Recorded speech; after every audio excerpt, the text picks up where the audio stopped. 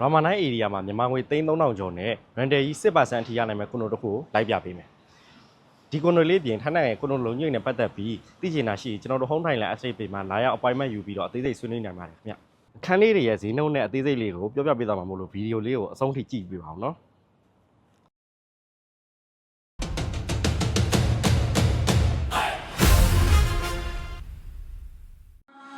ဒီ project လေးကိုထိုင်းနိုင်ငံရဲ့ top developer ဆန်စီအရာစောက်လုပ်ထားတာဖြစ်ပြီး2026 quarter 2မှာအသစ်ဆက်ဆက်ပြီးစီးထားတဲ့ကွန်ဒိုလေးပဲဖြစ်ပါတယ်။ရှစ်လွှာအမြင့်ရှိတဲ့ low rise ကွန်ဒိုမျိုးစားဖြစ်ပြီးတော့အခန်းပေါင်း181ခန်းပဲရှိတာမို့လို့အငှားအတွက်စဉ်းစားခြင်းတဲ့သူတွေအတွက်အထူးကိုတင်တော်ပါတယ်နော်။ဒီခန်းလေးကတော့42.5 square meter ရှိတဲ့2 bedroom 1 bathroom ပါတဲ့အခန်းလေးပဲဖြစ်ပါတယ်။ဝင်ချင်း fire area လေးကိုမြင်ရတာကပုံမှန်ကွန်ဒိုလေးနဲ့မတူတဲ့အချက်လေးပါ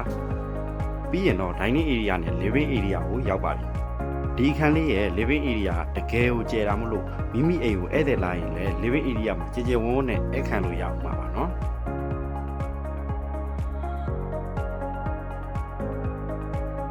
အခုခန်းလေးကတော့ပထမအိတ်ခန်းပဲဖြစ်ပါတယ်နှစ်ယောက်အိတ်ကရင်အပြင် wardrobe ပါထည့်ထားလို့ရတဲ့အိတ်ခန်းအကျယ်လေးပဲဖြစ်ပါတယ်ခင်ဗျ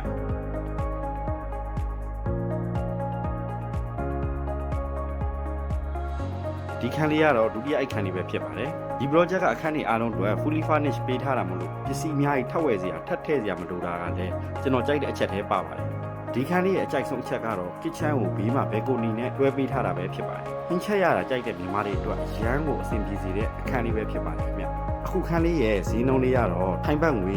4.85 တန်မြန်မာငွေ 3,6,400 ကျော်စင်ကာပူဒေါ်လာ 1,900,000 ဝန်းကျင်ပဲကျတင်မှာပဲဖြစ်ပါတယ်ခင်ဗျဒီခန်းလေးကတော့ 26.5 square meter ရှိတဲ့ one bedroom အခန်းလေးပဲဖြစ်ပါတယ်။ဝင်ချင်း living area နဲ့ dining area ရှိမယ်။အိမ်ခန်းကို slide door နဲ့ကာပေးထားပါတယ်။ဒီခန်းလေးကတော့ဝယ်ယူရင်ရမယ်အကျွဲယူတဲ့အခန်းလေးပါနော်။ kitchen separate ဖြစ်တာမို့လို့ခမင်းဟင်းချက်တဲ့လူတွေအတွက်လုံးဝကိုအဆင်ပြေစေမယ့်အခန်းလေးပဲဖြစ်ပါတယ်။အငှားအနေနဲ့ဆိုရင် one bedroom ကိုတစ်လ 12,000 ဝန်းကျင်ကနေစပြီးရနိုင်အောင်ပါ။ဒီခန်းလေးရဲ့ဈေးနှုန်းလေးကတော့ one bedroom ကိုထိုင်းဘတ်ငွေ 2.8 တန်မြန်မာငွေ 3,300 ကျော်စင်ကာပူဒေါ်လာ 1,100,000 ဝန်းကျင်ကနေစပြီးဝယ်ယူနိုင်ပါပြီ